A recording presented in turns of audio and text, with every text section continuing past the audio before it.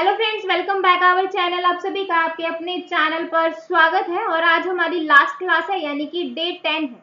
इसी के साथ हमारा जो पूरा क्रैश कोर्स जो हमने स्टार्ट किया था वो हमारा आज कंप्लीट हो जाएगा, जिसमें हमने जो है आपका पूरा सिलेबस जो है कंप्लीट किया है with previous year questions plus important question plus आपका जो है आरबीएससी की जो बुक्स थी उनमें जो टॉपिक दे रखे थे सारी चीजें हमने कवर की है। ठीक है, तो अगर आप ये 10 क्लासेस भी कर लेते हो अच्छे से और जो मैंने कहा है कि ये चीजें प्रीवियस ईयर क्वेश्चंस में आई हुई हैं, अगर आप उनको अच्छे से सुन लेते हो तो आप अच्छा खासा जो है कंप्यूटर में स्कोर करोगे, अगर आपने अभी तक ज्यादा नहीं पढ़ा है तो। ठीक है, तो चलिए भाई आज की क्लास को करते हैं स्टार्ट।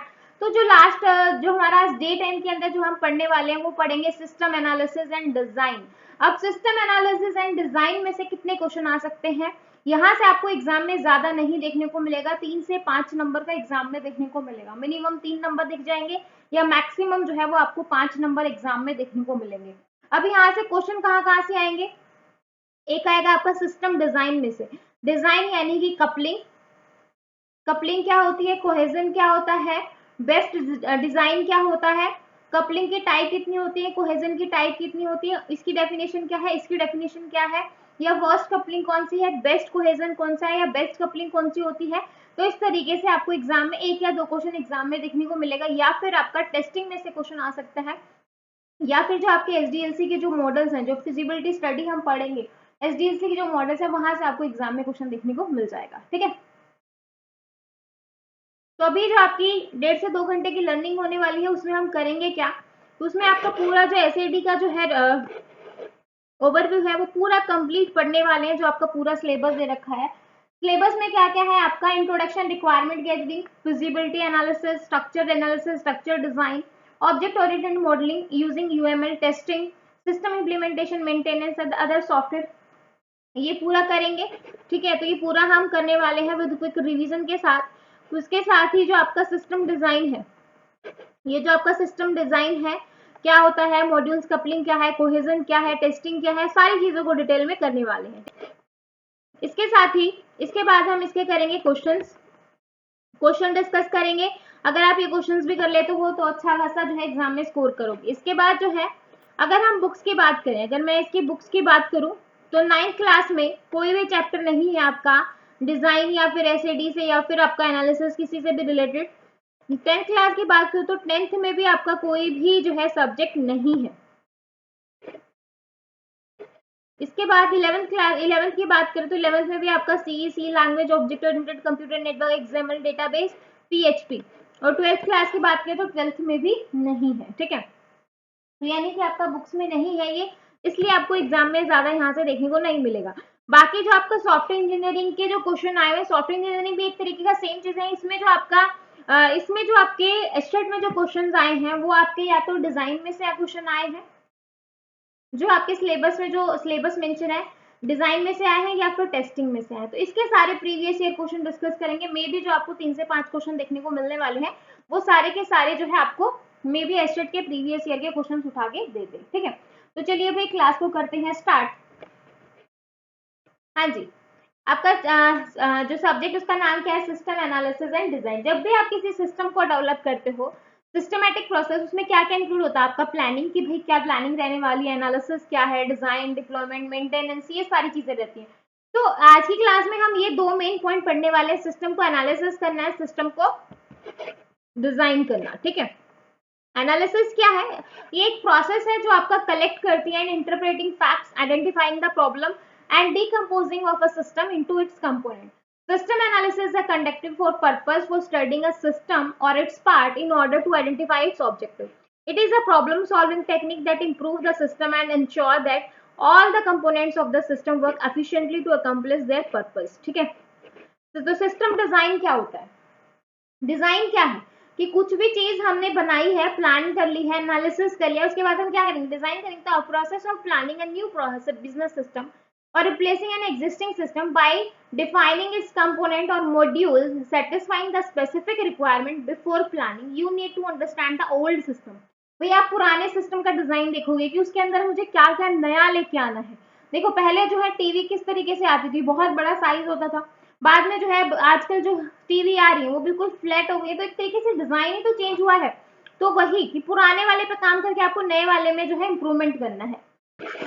तो डिजाइनिंग क्या है, डिजाइन से समझ पा रहे हो ना, किसी भी चीज का डिजाइन आप समझ रहे हो। तो now days day by day design में इम्प्रूवमेंट हो रहा है, तो पुरानी चीज को देख के ही तो हम नया कुछ बनाते हैं कि हाँ इसके अंदर हम ये चीज सुधार सकते हैं। How computer can best be use in order to operate efficiently. System design जो है focus on accomplish the objective of the system. तो SAT mainly focus on system. SAT जो है यानी कि सिस्टम एनालिसिस एंड डिजाइन, वो आपका focus करता है सिस्टम के ऊपर, प्रोसेस के ऊपर और टेक्नोलॉजी के ऊपर, ठीक है। तो सिस्टम क्या होता है, system is derived from Greek word systema, which means an organized relationship between any set of components to achieve some common cause or objective. System is an orderly grouping of interdependent components linked together according to a plan to achieve the specific goal. अगर question आपको अगर यहाँ से system की definition आ जाती है तो ये क्या है, एक ग्रुप है जिसमें आप क्या करते हो, लिंक करते हो, और किसके लिए, ताकि एक पर्टिकुलर गोल को आप क्या कर सको, अचीव कर सको, ठीक है। Constraint of a system, 3 basic constraint होते हैं। क्या, system must be some structure, system का कुछ ना कुछ स्ट्रक्चर होगा। ऑब्वियसली कुछ ना कुछ तो स्ट्रक्चर होगा ना, जैसे आप टीवी बना रहे हो, आपने कुछ वॉशिंग मशीन बनाई है, कुछ और बनाया है, तो कुछ ना कुछ तो स्ट्रक्चर होगा। Behaviour which is design to achieve a predefined objective. तो आप एक तरीके से रफ जो आप डिजाइन बनाते हो तो कुछ ना कुछ तो माइंड में सोच के बनाओगे ना। Interconnectivity, interdependence must exist among the system component. बहुत इंपॉर्टेंट पॉइंट है ये, जो कि हमारे एग्जाम के पॉइंट ऑफ व्यू से काफी ज्यादा इंपॉर्टेंट है। जो इंटरकनेक्टिविटी और इंटरडिपेंडेंस है जो सिस्टम के कंपोनेंट के बीच में, ठीक है, वो एग्जिस्ट करना चाहिए। The objective of organisation have a higher priority than objective of its sub system, ठीक है। तो ये 3 मेन कंस्ट्रेंट है। प्रॉपर्टीज की बात करें तो आपका ऑर्गेनाइजेशन की, organization implies structure and order. It is the arrangement of component that help to achieve predefined objective. Interaction मतलब आप interactive manner में है या नहीं, it defined by the manner in which component operate with each other. For example, organization purchasing department must interact with production department and payroll with personal.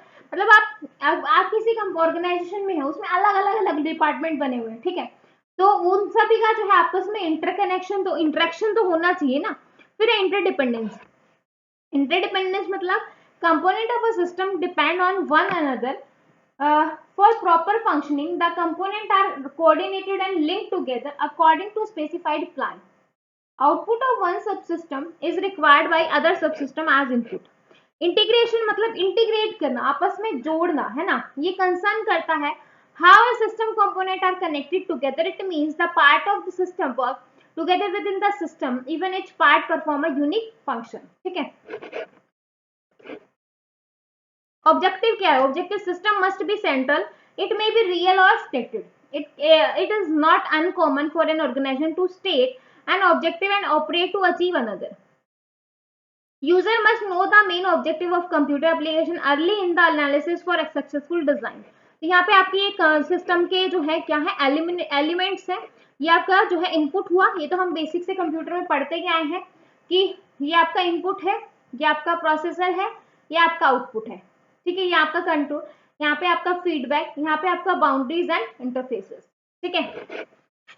Input output का आपको पता ही है। The main aim of system to produce output, main क्या है कि भाई अगर आप किसी को कोई भी चीज, कोई भी सॉफ्टवेयर, कोई भी सिस्टम बनाने के लिए दे रहे हैं, तो आपको उसको क्या चाहिए, आप तो उसके आउटपुट ही देखोगे ना कि भाई आपने तो बनाने के लिए दे दिया, आपने पैसे दे दिया, लेकिन आप लास्ट में जब आपको जो आपको चाहिए वैसे आउटपुट मिल रही है कि नहीं मिल रही, ठीक है। तो output is outcome for processing. Processor आपको पता ही क्या होता है, element of system involve the actual transformation of input, मतलब इनपुट मिली है फिर उसके ऊपर जो है प्रोसेसिंग करेंगे। कंट्रोल क्या है, control element guide the system, decision making sub system that control the pattern of activities governing input processing and output, ठीक है। अगर बिहेवियर की बात करें, computer system is controlled by operating system and software. In order to keep system in balance, what and how much input is needed is determined by output specification. अगर feedback की बात की जाए तो feedback provide the control in a dynamic system. Positive feedback is routine in nature that increase the performance of system. Negative feedback क्या करता है, informational in nature and provide the controller with information for an action, ठीक है। अगर environment की बात करूँ, the super system within which the organisation operate, boundaries and, हाँ जी, नेक्स्ट आता है हमारा टाइप्स ऑफ सिस्टम, कि सिस्टम की जो टाइप है उसको कितनी जो है कितने पार्ट्स में हम डिवाइड करते हैं। The system can be divided in the following type. सबसे पहला आता है आपका फिजिकल और अब्स्ट्रैक्ट सिस्टम। फिजिकल क्या होता है? Physical system tangible entities we can touch and feel. Physical यानी कि जिसको आप छू सकते हो, जिसको आप टच कर सकते हो, जिसको आप फील कर सकते हो। फिजिकल स्ट्रक्चर सिस्टम में B static and dynamic in nature. For example like आपका डेस्क हो गया, चेयर हो गया, ये सारी की सारी आपके क्या है, फिजिकल पार्ट है। Computer centre with are static.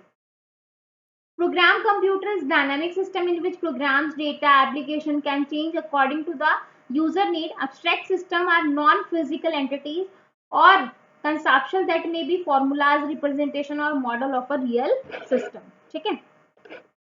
Next आता है आपका ओपन और क्लोज सिस्टम। पहला था आपका फिजिकल, सेकंड है आपका open and close. Open system must interact with its environment. जो आपका ओपन सिस्टम होता है, जो आपका एनवायरनमेंट है, उससे क्या करता है, इंटरेक्ट करता है।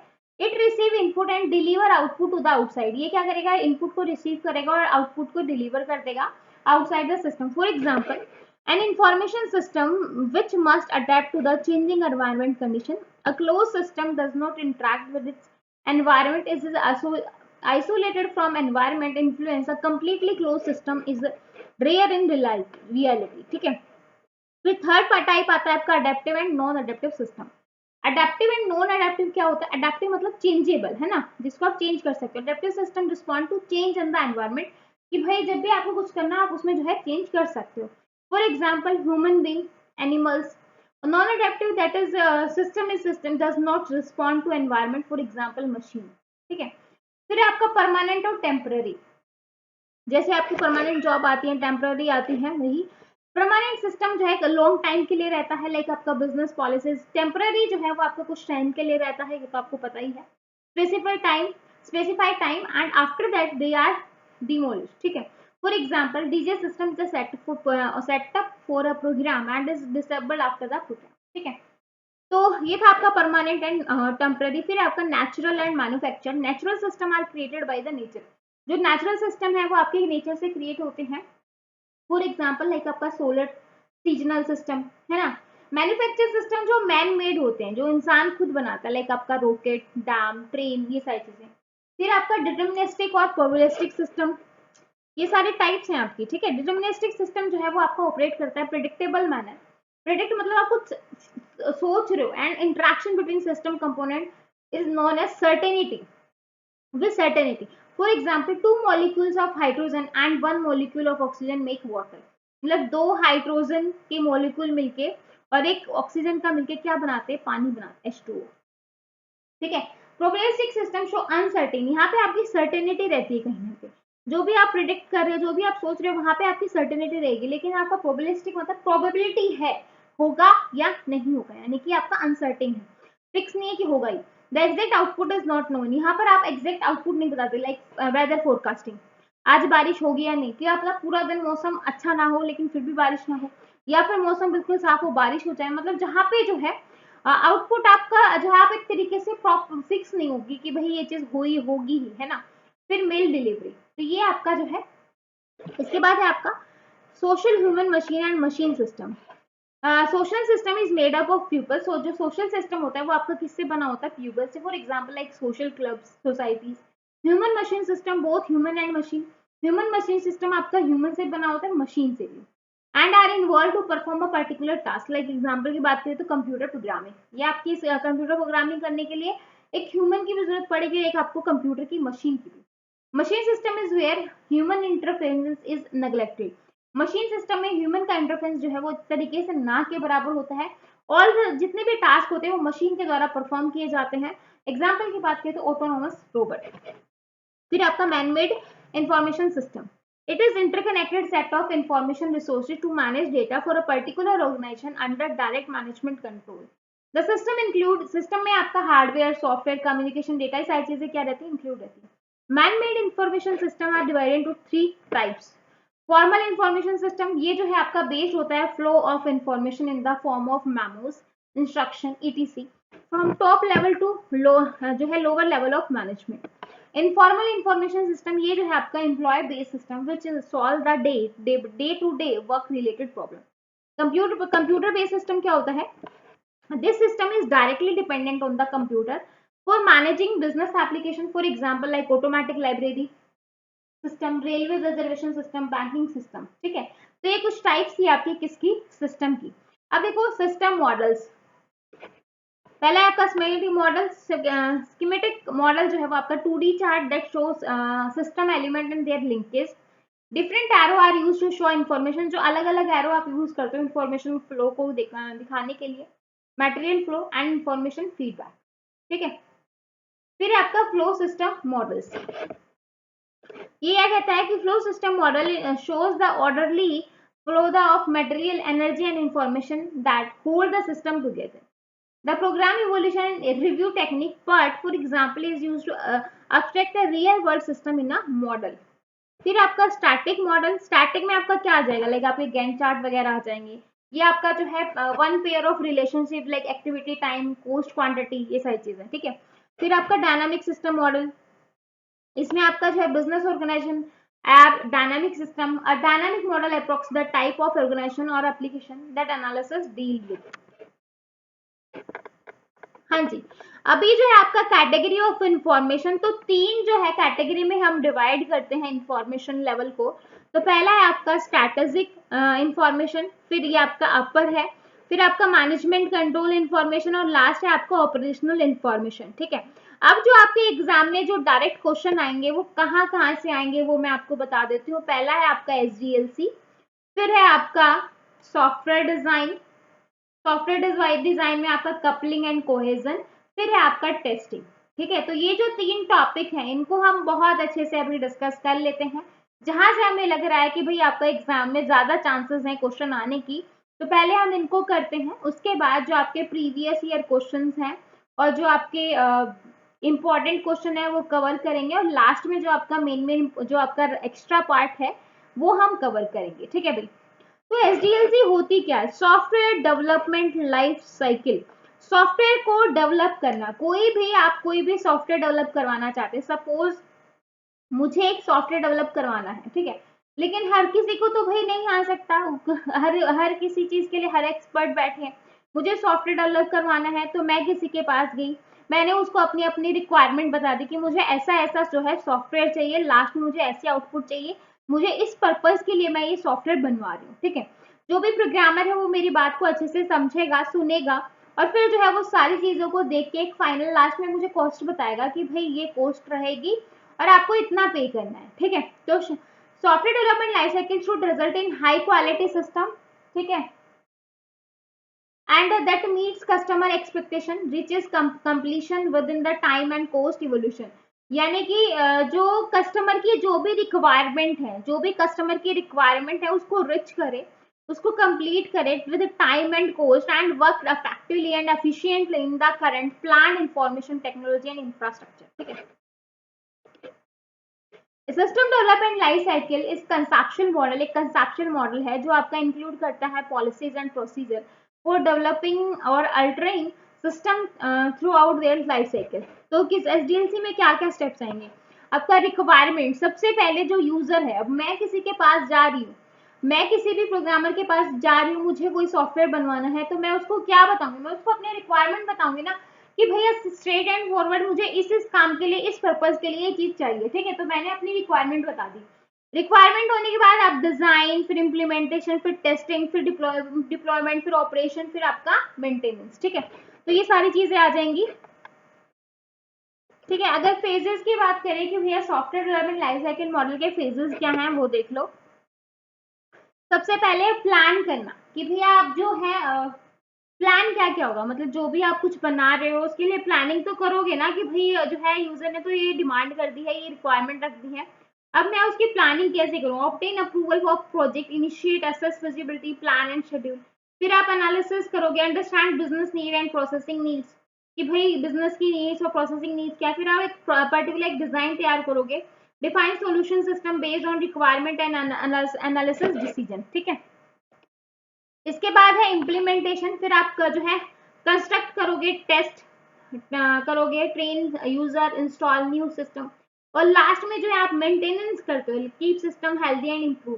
भाई आपका जो सिस्टम है वो आपका जो है ऐसा ना हो कि भाई आपने जो है सिस्टम बना के दिया और आगे जाते ही वो खराब हो गया, ऐसा नहीं है। वो आगे इन फ्यूचर अगर उसमें कुछ दिक्कत भी आती है तो आप उसमें जो उसकी मेंटेनेंस होगी, है ना, कि बार बार आप मेंटेनेंस करते हो तो वो, ताकि आपका जो सिस्टम है वो अच्छा रह सके, आपके उसके अंदर कुछ चेंजेस हो सके। जैसे आप फोन लेकर आते हो, उसके बाद जो है नई नई अपडेट आती रहती है कि कुछ भी नई अब सिस्टम की अपडेट आ गई तो आपके फोन में ऑटोमेटिक आ जाएंगी। ऐसा नहीं है कि भाई आपने फोन ले लिया है लेकिन अब जो नई अपडेट आ रही है, जो नया बंदा जब नया फोन लेगा उसी के अंदर इंक्लूड होंगी, नहीं। आपने भी अगर फोन चाहे कभी भी लिया हो, लेकिन अगर सिस्टम की अपडेट आती है तो आपके फोन में भी ऑटोमेटिक आ जाएंगी, ठीक है। तो ये अब देखो feasibility study and it's planning. Feasibility study क्या है? फिजिबिलिटी तरीके से मतलब हम देखते हैं कि भाई इकोनॉमिक मतलब हम सारी चीजें उसमें देखेंगे कि भाई हमारी बजट के अकॉर्डिंग है या नहीं, हम उसको कर पा रहे हैं कि नहीं, ठीक है। तो ये सारी चीजें। अब देखो define the problem and scope of existing system, overview the new system and determine its objective. पहले अभी नया सिस्टम देखेंगे, उसके ऑब्जेक्टिव देखेंगे, उसके बाद confirm project feasibility and product the project schedule during this phase. Threat constraint, integration, security of system are also considered. Feasibility report for the entire project is created at the end of this phase. Analysis and specification, gather, analysis and validate the information, define the requirement and prototype for new system, evaluate the alternative and progress the requirement, ठीक है। तो examine the information need of end user and enhance the system goal. अब यहाँ पे देखो, ठीक है, feasibility मैंने देखा कि हम कर सकते हैं नहीं, फिर आपका एनालिसिस, फिर आपका सिस्टम का डिजाइन आया, फिर आपका इम्प्लीमेंटेशन आया, फिर आपका मेंटेनेंस एंड सपोर्ट। अब life cycle of analysis and design, तो भाई आपकी फिजिबिलिटी स्टडी है, ये आपका यूजर डिटरमाइनेंट स्पेसिफिकेशन है, ये यूजर रिक्वायरमेंट स्पेसिफिकेशन है जो आप फिजिबिलिटी स्टडी, फिर फिजिबिलिटी स्टडी, फिर आपका सिस्टम एप्लीकेशन एनालिसिस, फिर आपका डिजाइन, फिर आपका इम्प्लीमेंटेशन और लास्ट में आपका हो जाएगा मेंटेनेंस, ठीक है। तो ये आपका role of system analysis. System analysis का रोल क्या होता है? Aware of the system and guide the system development project. Aware करता है और गाइड करता है system development project, giving the proper direction. He is an expert having technical and interpersonal skill to carry out development tasks required at its phase, ठीक है। He pursue to match the objective of information system with the organization goal.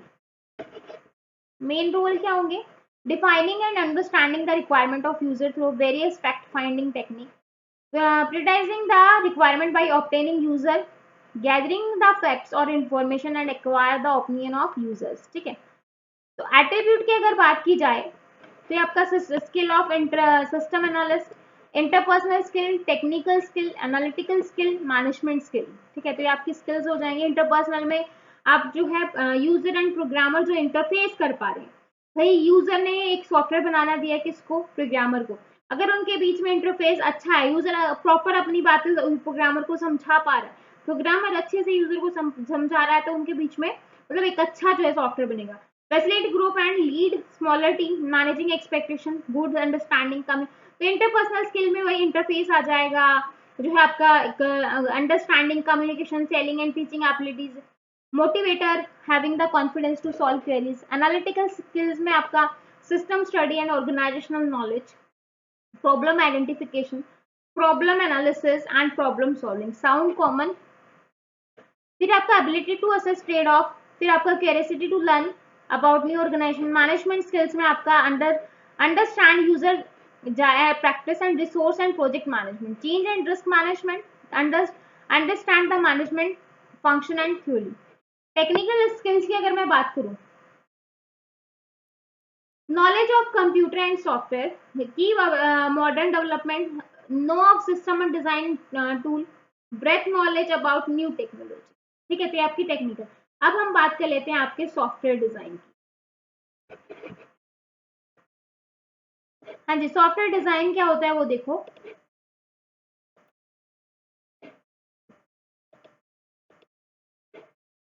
Software design क्या होगा? Software design एक mechanism होती है जिसमें user requirement into some suitable form which help the programmer in software coding and implementation, ठीक है।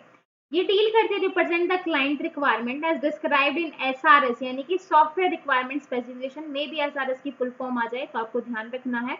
Document into a form easily implementable using programming language. Software design phase is the first step of SDLC.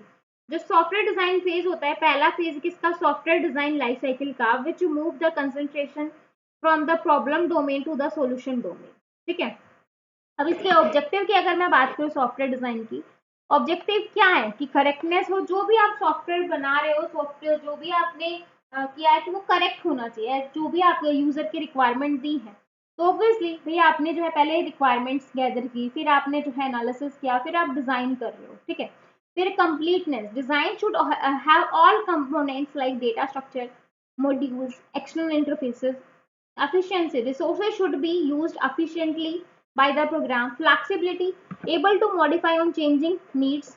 Consistency, there should not be any inconsistency in the design. Maintainability, the design should be so simple so that it can be easily maintainable by other designer. ठीक है. अब आता है आपका coupling and cohesion. देखो अगर question आ जाए आपसे, अगर क्वेश्चन आपसे ये पूछ ले बेस्ट डिजाइन के लिए क्या होना चाहिए, बेस्ट डिजाइन अगर है तो उसके लिए क्या जो है कंपल्सरी, तो बेस्ट डिजाइन के लिए कपलिंग जो है वो लो होनी चाहिए, और कपलिंग क्या है होनी चाहिए, लो. एंड कोहेजन क्या होना चाहिए, high. High cohesion and low coupling आपका जो है वो दिखाता है क्या, बेस्ट डिजाइन. ठीक है, क्लियर है भाई. Module coupling. अब मॉड्यूल कपलिंग क्या होती है, देखो मैंने आपको स्टार्टिंग में 3 पॉइंट्स बताए थे, वहां पे एक सेकंड पॉइंट था जहां पे क्या बोल रहा था कि जो मॉड्यूल्स हैं उनके बीच का जो इंटरेक्शन है वो कम या ज्यादा है ना, वो भी डिपेंड करता है. तो वो आपका इसी डिजाइन को ही शो कर रहा था. ठीक है. In software engineering the coupling is the degree of interdependence between software module, दो module that are tightly coupled are strongly dependent on each other. दो module that have loosely coupled and not dependent on each other. ठीक है. Uncoupled modules have no interdependence at all within them. हाँ जी, इसको मैं आपको एक real life example से समझाती हूँ. सपोज जो है ये आपका एक घर है, ये आपका घर है. ठीक है. तो इस घर में सपोज 6 मेंबर रहते हैं. कितने मेंबर रहते हैं, 6 मेंबर. ठीक है. अब क्या है कि घर के मेंबर्स के बीच में आपस में बॉन्ड इतना अच्छा नहीं है, घर के जो मेंबर्स हैं उनके आपस में इतना बॉन्ड अच्छा नहीं है. लेकिन जो पड़ोस में जो भी घर है, जो पड़ोस में जो भी आसपास में घर हैं, उन सभी के पास कि भाई आप जो है इस घर की जो भी लेडीज हैं या जो भी जेंट्स हैं वो जो है अपने घर में एक दूसरे से बात शेयर ना करके जो बाहर वाले जो मेंबर्स हैं, जो दूसरे घर वाले मेंबर्स हैं, उनके साथ जो है बातें ज्यादा शेयर होती है. उससे क्या होगा कि भाई वो कहेगा कि नहीं नहीं उसने बहुत बुरा किया, ऐसा नहीं करना चाहिए. जिससे क्या होगा आपके घर में आपके बीच में क्या होगा, अंडरस्टैंडिंग मिसअंडरस्टैंडिंग पैदा हो जाएगी. तो जिससे क्या होगा आपके घर में लड़ाई झगड़े होंगे, जिससे आपका घर जो है वो 2 हिस्सों में ब्रेक भी हो सकते हैं, यानी कि एक घर में 2 हिस्से हो सकते हैं. ठीक है. कहने का मतलब ये है कि भाई आस पड़ोस से बॉन्ड हो या ना हो, लेकिन जो घर के मेंबर्स हैं उनके बीच में अच्छा खासा ट्रस्ट होना चाहिए, विश्वास होना चाहिए, तभी जाके रिश्ते चलते हैं. ठीक है. तो जो कपलिंग है, कपलिंग जो है वो घर के अंदर जो आपके बंदे हैं उनके बीच में इंटरेक्शन नहीं होता है, लेकिन ये जो अदर मॉड्यूल्स हैं, जो दूसरे घर हैं, उनके साथ जो है उनका रिश्ता अच्छा होता है. यानी कि degree of interdependence between software modules, मतलब जो ये अदर सॉफ्टवेयर मॉड्यूल्स हैं उनके बीच में डिग्री ऑफ इंटरडिपेंडेंस ज्यादा ही है एज कंपेयर टू घर के मेंबर में होना. ठीक है. ऐसे अगर मैं कोहेजन की बात करूं तो कोहेजन में क्या होता है कि इस घर में अगर 6 बंदे हैं तो उनके बीच का बॉन्ड बताता है कि उनके बीच का आपस में बॉन्ड कैसा है, तो ये जो है वो इस मॉड्यूल्स के बीच का ही बॉन्ड बताएगा, और ये जो है वो बाकी जो घर हैं उनके बीच का. तो समझ में. अब आप मुझे बताओ कि घर के मेंबर में बॉन्ड होना ज्यादा जरूरी है या आपका जो है आस पड़ोस के साथ बॉन्ड होना ज्यादा जरूरी है. ठीक है. आस पड़ोस में सिर्फ इतना ही होना चाहिए कि भाई नॉर्मल आपको मिले, हाय हेलो नमस्ते, ये सारी चीजें हो जाए. लेकिन अगर आपकी सारी घर की बातें पड़ोस में जाने लग गई तो आपका घर टूटेगा ही टूटेगा. तो कौन सा ज्यादा अच्छा होगा, घर के बीच में जो है रिलेशन होना या बाहर वालों से. ऑब्वियसली घर के बीच में. तो इसलिए जो है अच्छा कोहेजन होना चाहिए और आपकी लो जो है वो कपलिंग होनी चाहिए. क्लियर हो गया. आई होप आपको इस एग्जांपल से समझ में आ गया होगा. अब देखो जितना जितना ज्यादा गैप होगा उतनी ही आपकी कपलिंग अच्छी होगी. देखो इन मॉड्यूल्स के बीच में कोई रिलेशन नहीं है, यानी कि ये वाली कपलिंग आपकी बेस्ट है। इनके बीच में जो है थोड़ा लूजली कपल है, यानी कि कम इंटरेक्शन है। यहाँ पे जो है, यहाँ पे तो बेस्ट है, यहाँ पे आप एक तरीके से मीडियम बोल सकते हो। और यहाँ पे इंटरडिपेंडेंसी बहुत ही ज्यादा है, बहुत ही ज्यादा एक दूसरे के ऊपर डिपेंडेंट है। मतलब एक दूसरे के साथ, मतलब आपने यहाँ पे आपके घर में एक बात हुई तुरंत यहाँ यहाँ यहाँ सब जगह पहुंच गई, तो यानी कि यहाँ पर जो है बहुत ज्यादा, इसलिए इसको वर्स्ट कपलिंग कहा जाता है। क्लियर है भाई, इसको क्या कहा जाता है? वर्स्ट कपलिंग कहा जाता है। तो good design is one of that has low coupling. जो अच्छा डिजाइन होने के लिए क्या होना चाहिए? कपलिंग लो होनी चाहिए। कप जो है देखो यहाँ पे लो जो है लो, यानी कि इनके बीच में तो ये आपकी बेस्ट कपलिंग है। जो coupling is measured by the number of relation between the modules, that is the coupling increase as the number of calls between module increase or the amount of shared data is large. It can be said that design with high coupling will have more of errors. ठीक है, यहाँ पे देखो types of coupling, types of module coupling. क्या क्या coupling की type होती है? सबसे पहले होती है आपकी डेटा कपलिंग। ठीक है, सबसे पहले कौन सी आती है? Data coupling. फिर आती है आपकी स्टेम कपलिंग, फिर आपकी कंट्रोल, फिर आपकी एक्सटर्नल, फिर आपकी कॉमन, फिर आपका कंटेंट। यानी कि कंटेंट भी as it is same to same है, तो ये वाली कंटेंट वाली कपलिंग वर्स्ट होती है और डेटा कपलिंग आपकी बेस्ट होती है। तो अगर क्वेश्चन आ जाए, डेफिनेशन आ जाए, सभी दे देंगे, बता देंगे। ठीक है, अब बेस्ट कपलिंग कौन सी होती है? सबसे बेस्ट कपलिंग कौन सी है? Data coupling. सबसे वर्स्ट कपलिंग कौन सी है? कंटेंट। अगर आपको ऑप्शन में कंटेंट ना मिले, कॉमन मिल जाए तो आप कॉमन पे टिक कर दोगे। अगर कंटेंट ऑप्शन में नहीं है और आपको कॉमन मिल जाए तो आप कॉमन के साथ जाओगे, कॉमन भी नहीं है तो आप एक्सटर्नल के साथ जाओगे। ठीक है, तो इस तरीके से आपको ऑप्शंस पे जाना है। क्लियर है भाई? आगे देखो, नो डायरेक्ट कपलिंग मतलब किसी के बीच में नहीं है। फिर आपका डेटा कपलिंग, वेयर डेटा जो है of one module is pass to another module, this is called data coupling. ठीक है, फिर आपका स्टेम कपलिंग, दो module are stamp coupled if they are communicate using composite data items such as structure object when the module passes non global data structure। यहाँ पर example की बात करें, लाइक आप स्ट्रक्चर पास करते हो variable in C, object in C++ language to module.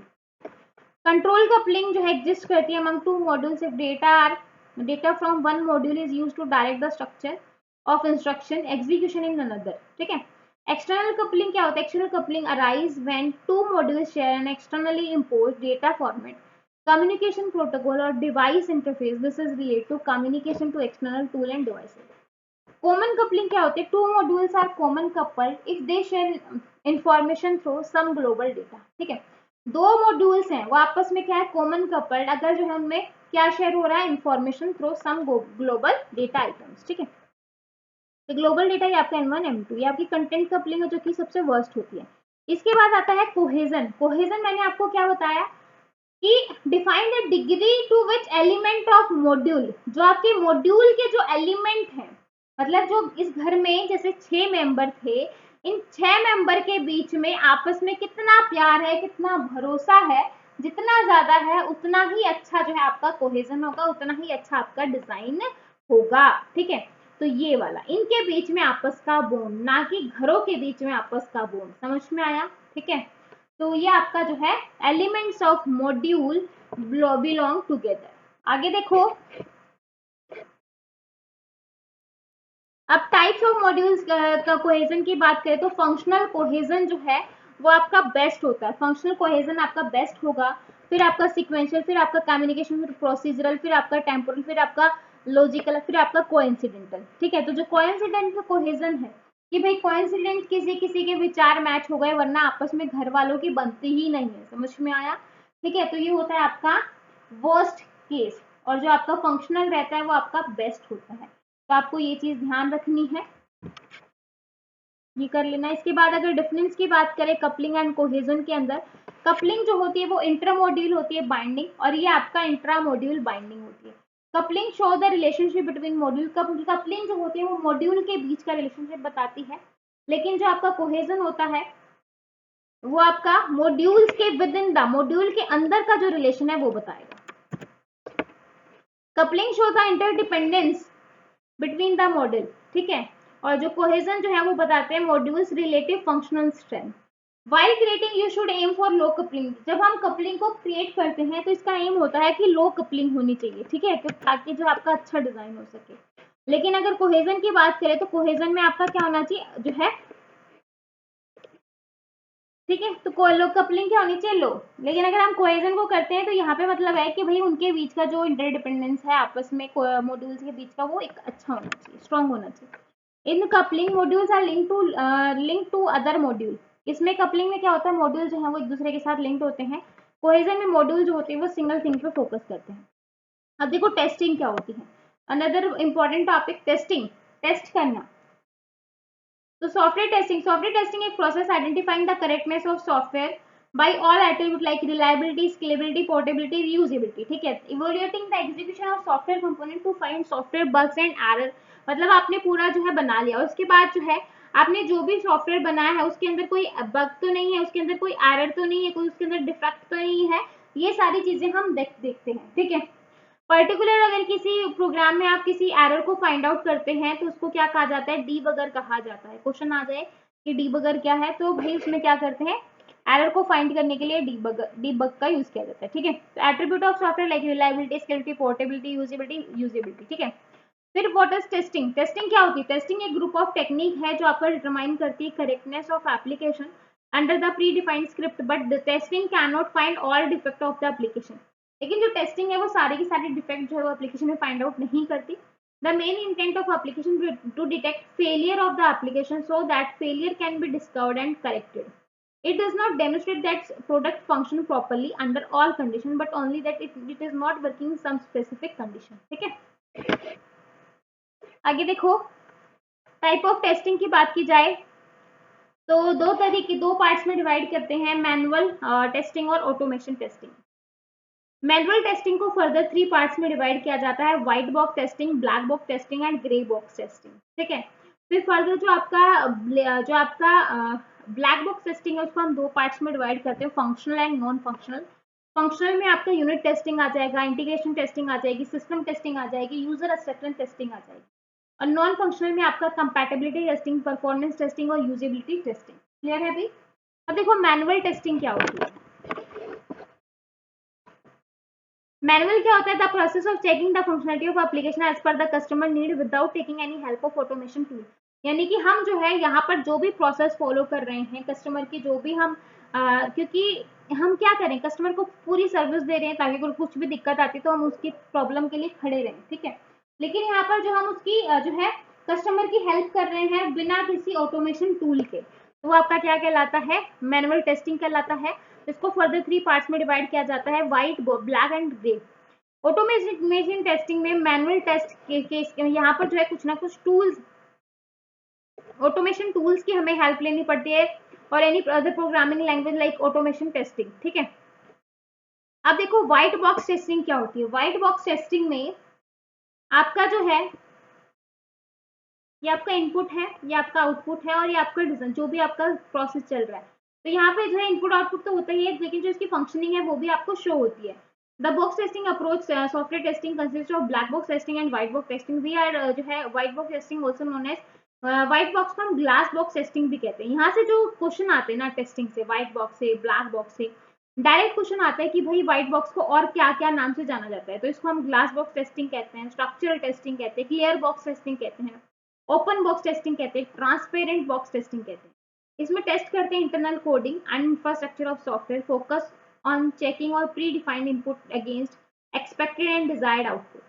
ये based होती है inner working of an application revolve around internal structure testing.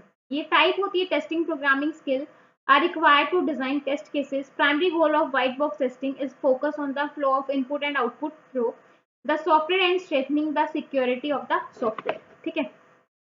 अगर व्हाइट बॉक्स की बात की जाए तो because of internal perspective of the system, the clear box and white box of transparent box तो denote the ability to see software outer cell into inner working। White box testing में सारे आते हैं, आपका पार्ट टेस्टिंग हो गया, loop testing हो गया, कंडीशन टेस्टिंग हो गया, testing based on memory perspective हो गए, टेस्ट परफॉर्मेंस, ये सारा आपका किसमें आ जाएगा, व्हाइट में। अब ब्लैक बॉक्स में क्या होता है कि जो आपका हिडन जो फंक्शनैलिटी होती है वो यहाँ पर हाइड होती है, हिडन जो फंक्शनैलिटी वो क्या होगी, हाइड होगी, ठीक है। ये देखो इस तरीके से।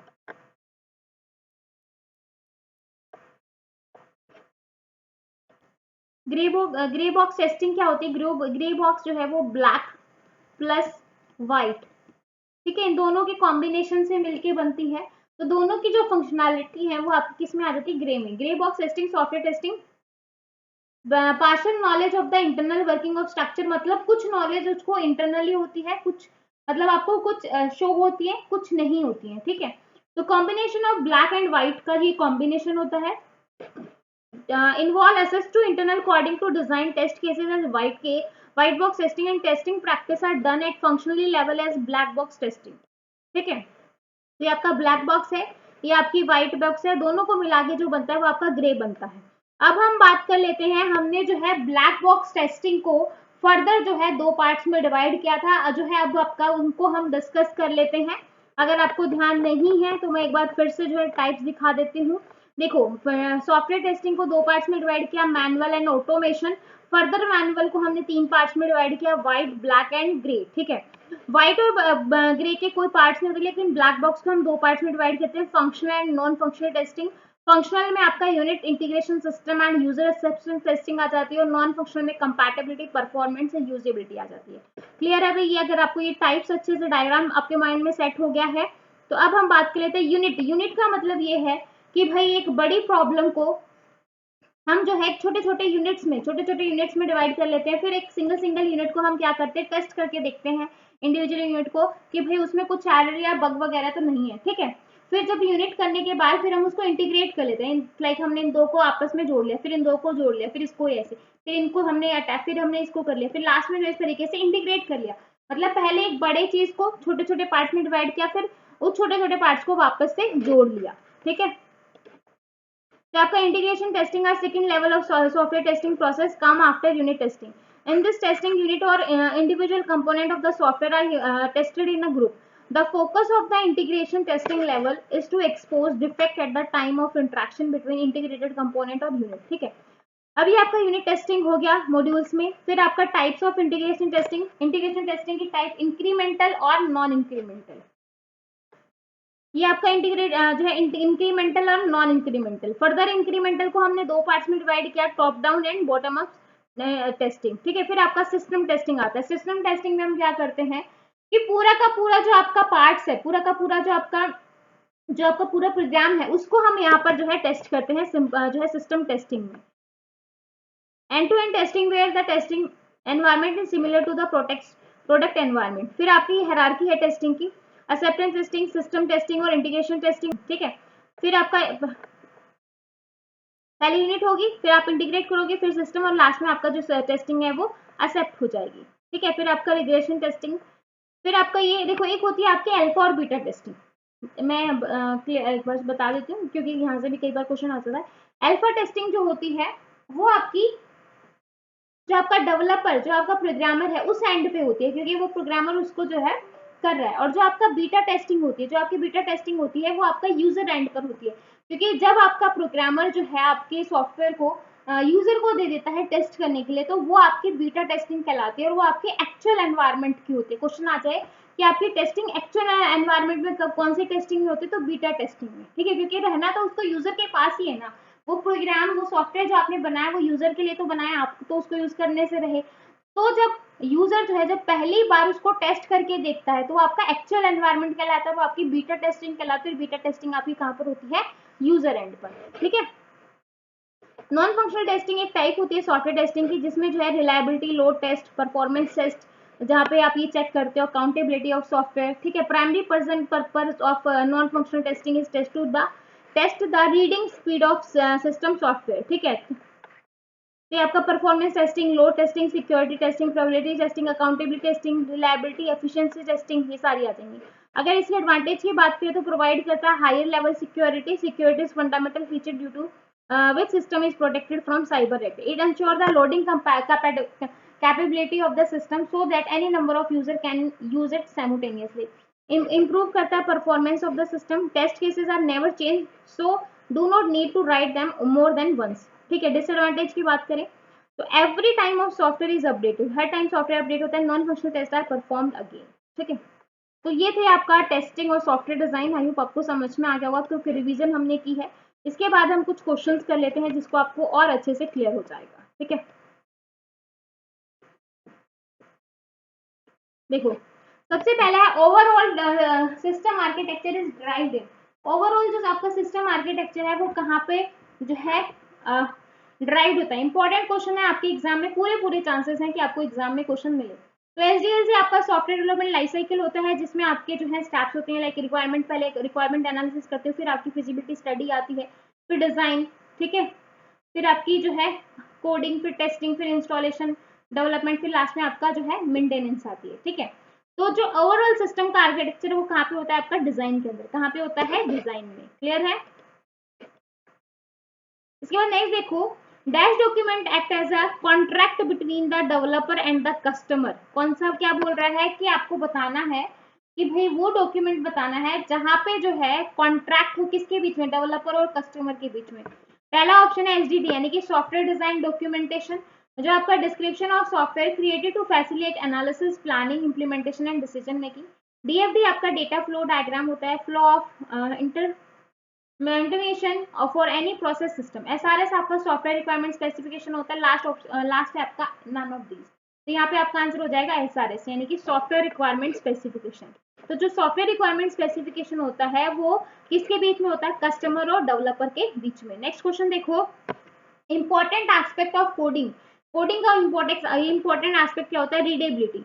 Best form of coupling, coupling की बेस्ट फॉर्म क्या होती है, मैंने क्या कहा था कि भाई घरों के बीच में ज्यादा जो है इंटरडिपेंडेंसी नहीं होनी चाहिए, उनके बीच में सिर्फ normal hi hello good morning good night ना होना चाहिए, ठीक है, मतलब सिर्फ नमस्ते राम राम तक ही सीमित होना चाहिए। यानी कि लूज कपलिंग जो होती है वो आपकी बेस्ट कपलिंग होती है, जो टाइट कपलिंग होती है वो आपकी वर्स्ट कपलिंग होती है, ठीक है। क्लियर है भाई। और बेस्ट कपलिंग का नाम क्या है, डेटा कपलिंग, और वर्स्ट कपलिंग का नाम ये क्या है आपका, कंटेंट कपलिंग। तो आपका डेटा, स्टैम्प, कंट्रोल, कॉमन और कंटेंट, ये आपकी 5 कपलिंग होती है। डेटा कपलिंग, स्टैम्प कपलिंग मेरे साथ बोलो, याद हो जाएंगी, control coupling, common coupling and content, ठीक है। तो जो डेटा होती है वो बेस्ट होती है, कंटेंट आपकी वर्स्ट होती है। कंटेंट में क्या होता है, मोर इंटरडिपेंडेंसी होती है, मोर कोऑर्डिनेशन होता है, मोर इंफॉर्मेशन फ्लो होता है। लूज में इंटरडिपेंडेंसी कम हो जाएगी, कोऑर्डिनेशन भी कम हो जाएगा, इंफॉर्मेशन फ्लो भी कम हो जाएगी, ठीक है। सो गुड सॉफ्टवेयर डिजाइन के लिए लो कपलिंग, हाई कोहेजन होना चाहिए। कोहेजन आपका जो है क्या होता है, कोहेजन में जो आपका मेजर करती है degree to element of module, वो आपका क्या होना चाहिए, हाई होना चाहिए। Basically cohesion is internal glue, आपस में जो एक दूसरे का प्यार है, विश्वास है, जो घर के जो मेंबर्स है उनके बीच में, ठीक है। तो कोहेजन अगर बेस्ट की बात की जाए तो फंक्शनल कोहेजन आपका बेस्ट होता है, कोइंसिडेंशियल कोहेजन आपका वर्स्ट होता है। तो 7 टाइप होती है कोहेजन की, और कपलिंग की 5 होती है। तो function cohesion, sequence, communicational, procedural, temporal, logical और कोइंसिडेंशियल। मे भी आपको यही क्वेश्चन एग्जाम में देखने को मिल जाए। SRS document product at the end of requirement analysis phase is called dash specification. तो आपका क्या कहलाता है, ब्लैक बॉक्स टेस्टिंग। आगे देखो, arrange of the given type of coupling different module of software from strongest to weaker. Strongest मतलब कि भाई सबसे ज्यादा जो है उनके बीच में क्या है, कनेक्शन है, ठीक है। तो सबसे ज्यादा किसके बीच में होता है, सबसे पहले आती है आपकी डेटा कपलिंग, डेटा के बाद आती है आपकी स्टैम्प कपलिंग, स्टैम्प के बाद आता है कंट्रोल, कंट्रोल के बाद आता है कॉमन, और कॉमन के बाद आता है कंटेंट। सबसे स्ट्रॉन्ग किसके बीच में होता है, कंटेंट। सबसे स्ट्रॉन्ग किसके बीच में है, कंटेंट, क्योंकि सबसे वर्स्ट कपलिंग है। तो स्ट्रॉन्ग जो है, स्ट्रॉन्ग कपलिंग कौन सी होगी, कंटेंट वाली, तो कंटेंट कपलिंग। कंटेंट के बाद आपकी कॉमन आ जाएगी, कॉमन के बाद आपका कंट्रोल तो है नहीं, तो स्टैम्प आ जाएगा, और स्टैम्प के बाद आपकी क्या आ जाएगी, डेटा, ठीक है। तो थर्ड, सेकंड, फर्स्ट और फोर्थ आंसर हो जाएगा आपका ए ऑप्शन, ठीक है। तो इस तरीके के आपसे एग्जाम में क्वेश्चन पूछ लेगा। आगे देखो, in software engineering testing take place after testing. क्या बोल रहा है कि सॉफ्टवेयर टेस्टिंग में testing take place after testing, order pair to correctly in the blanks, ठीक है। तो देखो, in software testing release testing take place after acceptance testing. समझ में आया, पहले आपकी यूनिट टेस्टिंग होती है, फिर इंटीग्रेशन होती है, फिर सिस्टम होती है, फिर एक्सेप्ट किया जाता है, और लास्ट में आपका रिलीज किया जाता है। लास्ट में क्या किया जाता है, रिलीज किया जाता है। तो जो आपकी रिलीज टेस्टिंग है वो आपकी एक्सेप्टेंस टेस्टिंग के बाद आती है। समझ में आया, समझ में आया भाई। तो सबसे पहले आपकी यूनिट होगी, फिर आपकी इंटीग्रेशन होगी, फिर सिस्टम होगी, फिर आपकी जो आपका सॉफ्टवेयर है उसको एक्सेप्ट किया जाएगा, और लास्ट में उस सॉफ्टवेयर को एक्सेप्ट करने के बाद उसको रिलीज कर दिया जाएगा। क्लियर है भाई। आगे देखो, according to Brooks If n number is programmer or project, the number of communication path is n into n-1/2. In software engineering, this is a measure of average length of words and sentence in document. आपका क्या कहलाएगा? Fog index. ठीक है. तो जो आपका fog index होता है, देखो फोग इन फोग आउट क्या होता है वो चीज देखो.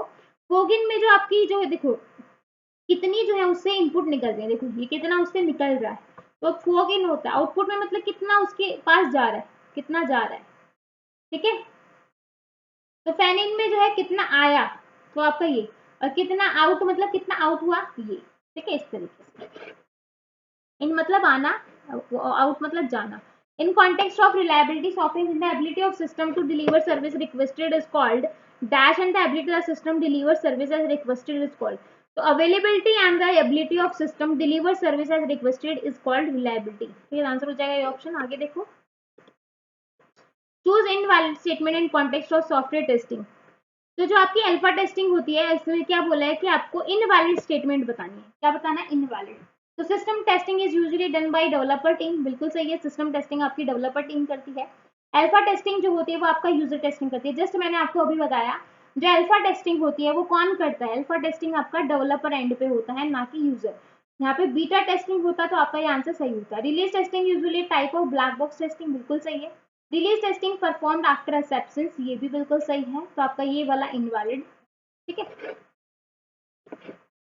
In context of requirement analysis in software engineering, which of the following is not a type of non-functional? तो आपका अम्ब्रेला रिक्वायरमेंट. इसके बाद देखो which of the following is not a phase or activity requirement engineering context of software engineering. तो क्या हो जाएगा आपका कंपोनेंट स्पेसिफिकेशन. आगे देखो context of software testing, which of the following testing is not a level or type of development testing, that is release testing. इसके बाद देखो dash architecture that processing of data in system organized so that each processing component is discrete and carries out one type of data transformation. The data flow from one component to another for processing. तो आपका क्या कहलाएगा? Pipe and filter. आगे देखो which of the following is not convert the vital philosopher of software engineering. तो आपका क्या होगा? Software security. What is the alternative name of glass box testing? Glass box testing का अल्टरनेट नेम क्या होता है? Glass box testing. यहाँ पे या तो व्हाइट बॉक्स टेस्टिंग आएगा, व्हाइट बॉक्स टेस्टिंग, या फिर यहाँ पे व्हाइट आएगा. मतलब कुछ ना कुछ गड़बड़ है क्वेश्चन में. सॉफ्टवेयर रिक्वायरमेंट यानी कि एसआरडी जो है does not include which of the following. क्या इंक्लूड नहीं होता? Non functional, functional requirement, goal of implementation, algorithm for software implementation. Answer हो जाएगा डी ऑप्शन. ठीक है. इसी के साथ आपके ये क्वेश्चन थे, ये इंपॉर्टेंट है भाई, जो स्पेशली आपके डिजाइन और टेस्टिंग के क्वेश्चन उनको अच्छे से कर लेना. ठीक है. अब हम कुछ क्वेश्चन कर लेते हैं आपके. पहला question, waterfall model output is one phase in input to next phase. True है या फॉल्स है? तो बिल्कुल ट्रू है. Which of the following phase of SDLC. SDLC को कौन से फेज है? रिक्वायरमेंट गैदर करना, मेंटेनेंस, एनालिसिस एंड टेस्टिंग. सारे के सारे आंसर हो जाएगा E option. Testing objective is different for each phase of cycle activity. मतलब हर फेज में आपके जो टेस्टिंग ऑब्जेक्ट है वो अलग अलग होते हैं. सही है या गलत है? बिल्कुल सही है. तो आंसर हो जाएगा ये ऑप्शन. आगे देखो, testing approach changes based on the life cycle applied for development of software. True और फॉल्स? तो आपका ट्रू हो जाएगा.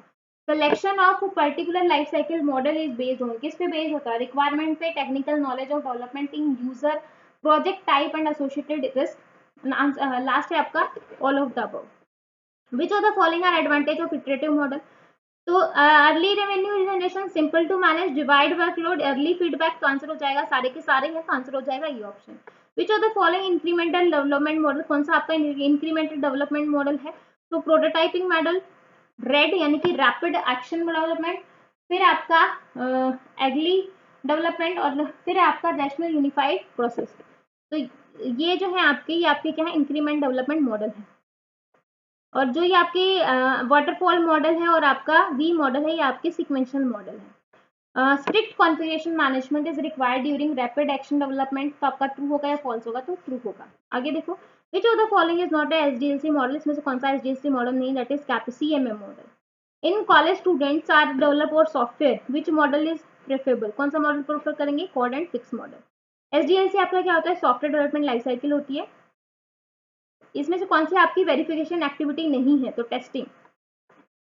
विच activity is carried out first, कौन सी एक्टिविटी जो है पहले जो है एक्टिविटी कैरी होती है, वेरिफिकेशन। आगे देखो validation is responsibility for, validation किसकी रिस्पॉन्सिबिलिटी होती है, टेस्टर की, किसकी होती है, टेस्टर की। और जो वेरिफिकेशन है, वेरिफिकेशन किसका होता है, क्वेश्चन आंसर टीम की। समझ में आया, तो क्वेश्चन आ जाए वेरिफिकेशन रिस्पॉन्सिबिलिटी किसकी है, क्वेश्चन आंसर टीम की, और वैलिडेशन आपका टेस्टर का।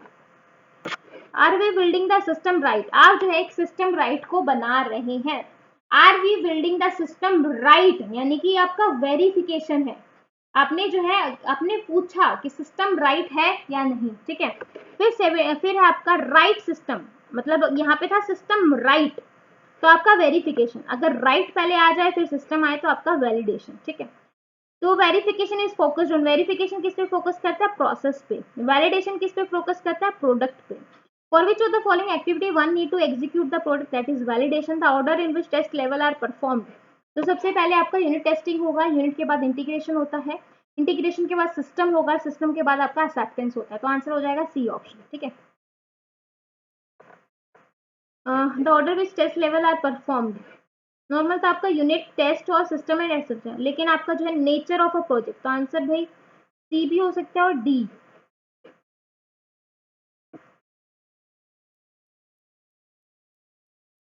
हाँ जी, तो इसका आंसर डी होगा भाई, डी दे रखा है, ठीक है।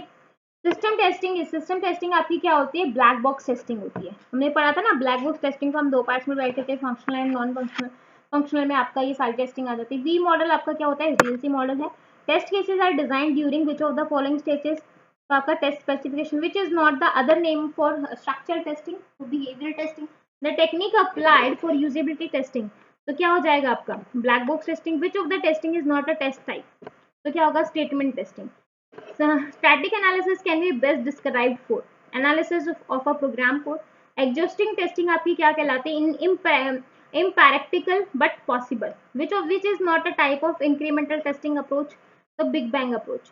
White box testing can be started, मतलब white box testing आपकी कब स्टार्ट होती है, प्रोग्रामिंग के बाद। What is fault masking, fault masking आपका क्या होता है, error condition hiding another error condition. Which of the following is one of the component test standard, that is B79251, 252 होगा भाई, 1 नहीं होगा। Testing of software which actual data in actual environment, मतलब actual data actual environment आपका क्या कहलाता है, beta testing. Beta testing आपकी कहाँ पे होती है, यूजर एंड पे। Developer with high cyclomatic complexity is likely to difficult to test, unit testing जो है वो आपकी कहाँ पे होती है, डेवलपर्स पे। Which of the following is not a software development life cycle model, कौन सा नहीं होता, test closure. In order to control cost defect should identity defected in which phase, तो requirement gathering. Error guessing is, error guessing आपकी क्या होती है, test data management technique. Which of the following is not a white box testing, इसमें से कौन सी आपकी white box testing नहीं होती, that is state transition testing, A option. Alpha testing आपकी क्या होगी, pre release testing by end user representative at the developer site. Which of the following property of software modularity is incorrect with respect benefit software modularity, that is modules are mostly dependent. Dash is measure of degree of interdependence between modules, modules के बीच में interdependence degree आपका क्या कहलाता है, coupling कहलाता है। Which of the following is best type of module coupling, module coupling की best type कौन सी होती है, data coupling. Worst type of module, that is content coupling. Which of the following is a worst type of module cohesion, worst type कौन सा होता है, coincidental. Which of the following is best type of cohesion, that is functional cohesion, ठीक है। A software engineer must design the software's goal of high cohesion, low coupling, बिल्कुल सही है। In what type of coupling the complete data structure is passed from one module to another, that is stamp coupling. If all tasks must be executed in same time span, what type of cohesion is being executed? तो क्या कहलाएगा आपका temporal cohesion. Software क्या होता है आपका, software जो है वो आपका क्या होगा, सेट ऑफ कंप्यूटर प्रोग्राम, ठीक है, या कलेक्शन ऑफ प्रोग्राम भी कह सकते हो। सॉफ्टवेयर कंसिस्ट ऑफ, सॉफ्टवेयर में आपकी क्या क्या चीज होती है, सॉफ्टवेयर प्रोग्राम होता है, डॉक्यूमेंटेशन होती है, ऑपरेटिंग प्रोसीजर होती है, तीनों चीज होती है। आंसर हो जाएगा D option. Which of the following not a characteristics of software, software की कौन सी कैरेक्टरिस्टिक्स नहीं है, तो सॉफ्टवेयर इज ऑलवेज करेक्ट, जरूरी नहीं है कि सॉफ्टवेयर आपका हमेशा सही हो, ठीक है। तो ये आपके सारे क्वेश्चन सॉफ्टवेयर से रिलेटेड है, बाकी आपका इतना वो है नहीं, ठीक है। इसके बाद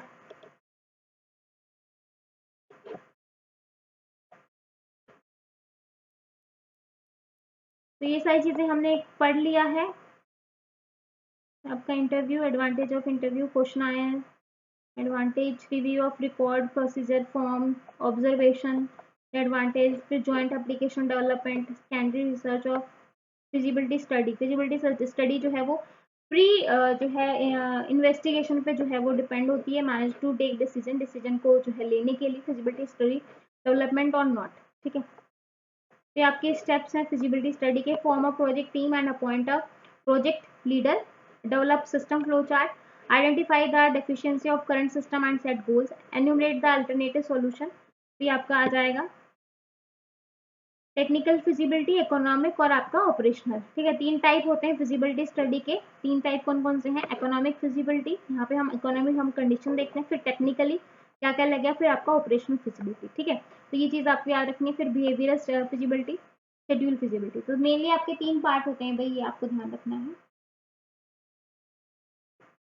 स्ट्रक्चर्ड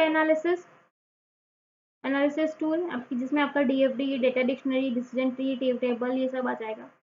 ये आपका इंफॉर्मेशन गैदरिंग टूल, जिसमें आपका DFD, decision table, structure carry, pseudo code, data organization. ठीक है, आपका डीएफडी, ये चीज आपको याद रखनी है।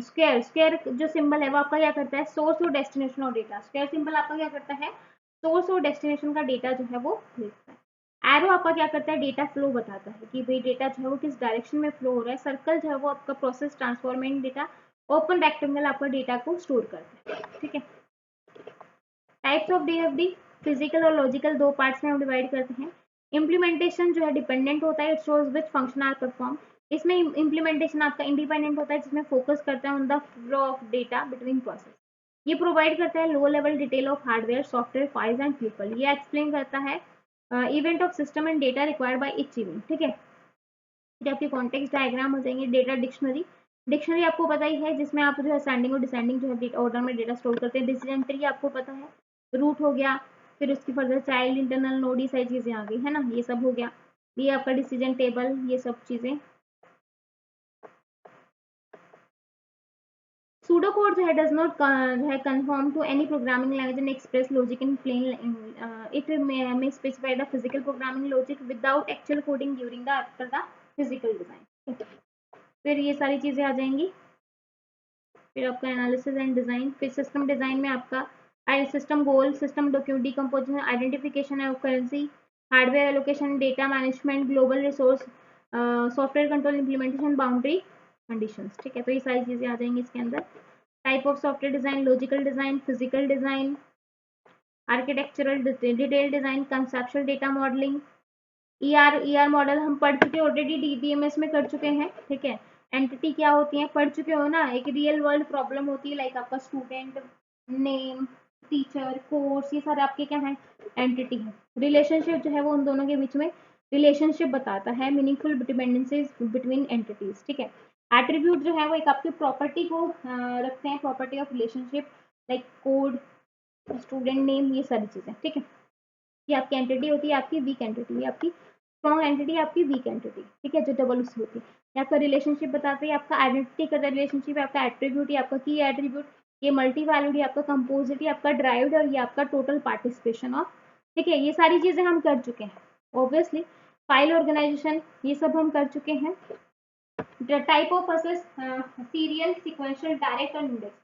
तो डेटा ऑर्गेनाइजेशन जो है वो serial, sequentially by key value, no particular order, sequentially by index. ठीक है, data organisation. Flexibility handling inquiries, that is no.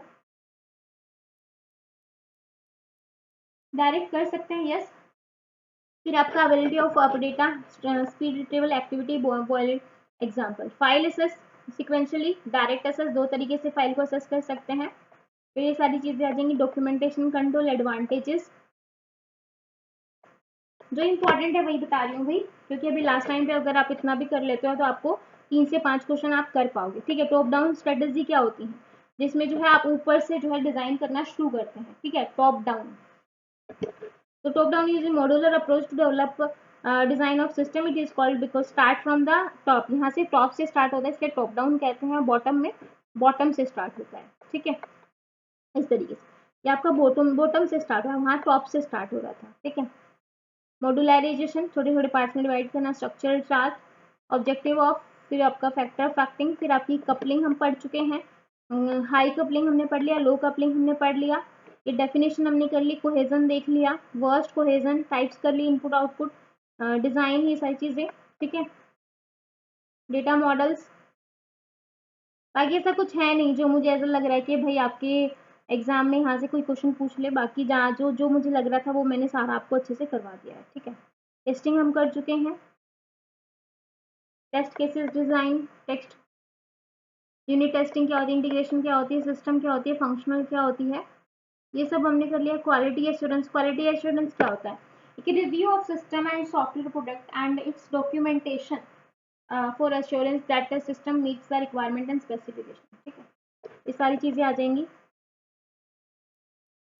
Training, user training, ये सब आ जाएगा, ठीक है। बाकी ऐसा आपका कुछ है नहीं, बाकी चीजें बस इसी को अच्छे से कर लेना, कोहेजन, कपलिंग, टेस्टिंग, और ये आपका SDLC के जो फेजेस हैं बस उनको ध्यान रख लेना। फिजिबिलिटी स्टडी को 3 पार्ट्स में डिवाइड करते हैं, नाम याद रख लेना, ठीक है। बाकी ऐसा कुछ है नहीं। ऑब्जेक्ट ओरिएंटेड अप्रोच की बात करूँ तो हम पढ़ चुके हैं, ऑब्जेक्ट ओरिएंटेड स्ट्रक्चर और behaviour information system into small module से कंबाइन करता है data and process. Main M क्या होता है ऑब्जेक्ट ओरिएंटेड का, इंप्रूव द क्वालिटी और प्रोडक्टिविटी। अगर क्वेश्चन आ जाए कि ऑब्जेक्ट ओरिएंटेड अप्रोच का मेन जो है गोल क्या होगा, तो इसका मेन गोल यही होता है कि आप क्वालिटी को इंप्रूव कर सको और प्रोडक्टिविटी ऑफ सिस्टम एनालिसिस तो इंप्रूव कर। एनालिसिस फेज जो है वो model are used to fill the gap between problem and solution, ठीक है। ये सारी चीजें आ जाएंगी। Elements of object system, object क्या होता है, एट्रीब्यूट क्या है, बिहेवियर क्या है, क्लास क्या है, मेथड क्या है, ये सारी चीजें हम वैसे भी हम कर चुके हैं। Encapsulation, abstraction, relationship, association, generalization, ठीक है। जनरलाइजेशन आपका जो है बॉटम, हम वो वाली बॉटम वाली अप्रोच फॉलो करते हैं, ठीक है। स्ट्रक्चर और ऑब्जेक्ट ओरिएंटेड अप्रोच देखो, स्ट्रक्चर अप्रोच जो है वो आपका टॉप डाउन अप्रोच शो करता है, और जो आपका ऑब्जेक्ट ओरिएंटेड अप्रोच है वो आपकी बॉटम अप अप्रोच को फॉलो करती है। ये प्रोग्राम डिवाइड करते हैं नंबर ऑफ सब मॉड्यूल्स और फंक्शन, इसमें जो है आपका ऑर्गेनाइज करते हैं नंबर ऑफ क्लासेज और ऑब्जेक्ट। फंक्शन कॉलेज और कॉलेज यूज, यहाँ पे message passing is use, software use is not possible, यहाँ पे रीयूजेबिलिटी पॉसिबल है, क्योंकि ऑब्जेक्ट ओरिएंटेड का मेन एम क्या है, रीयूजेबिलिटी, ठीक है। सॉफ्टवेयर डिजाइन प्रोग्रामिंग जो होती है वो आपकी क्या है, left until phase programming done currently with phase. Structure design is more suitable for shoring, suitable for in-house development.